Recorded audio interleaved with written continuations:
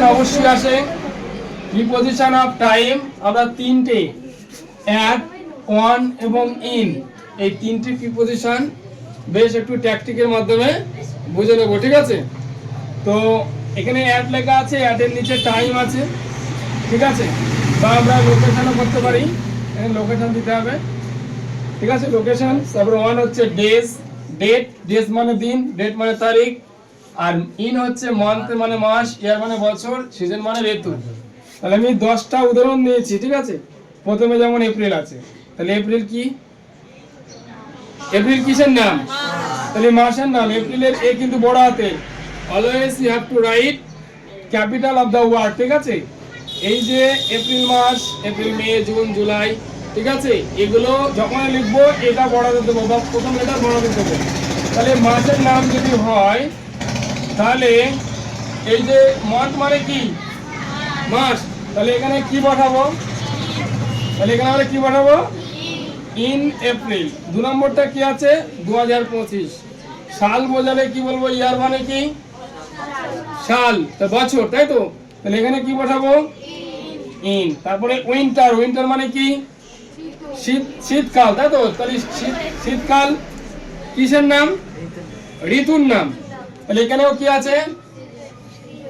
In. তাহলে এখানে কি হবে? ইন। তাহলে প্রথম তিনটেই কি হলো? ইন বসলো। তারপরে হচ্ছে 12 জুন, এটা কিসে কি আছে? কি বোঝাচ্ছে? 12 জুন কি বোঝাচ্ছে? তারিখ বোঝাচ্ছে, তারিখ। ডেট, ডেট মানে তারিখ, আবার ডেট মানে খেজুর হয়। তো যাই হোক, এখানে ডেট মানে তারিখ।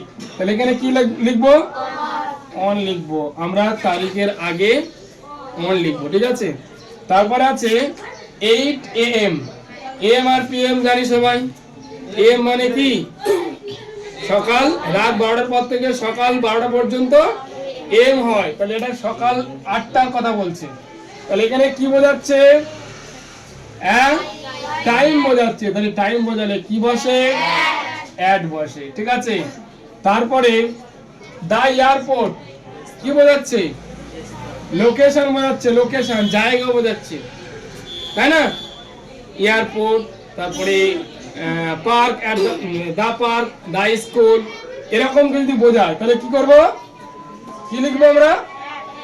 এটি অ্যাট লিখবো, অ্যাট দা এয়ারপোর্ট, ঠিক আছে? তারপর বলছে রেনি ডে। রেনি ডেটা কি? বৃষ্টির দিন। কি বোঝাচ্ছে?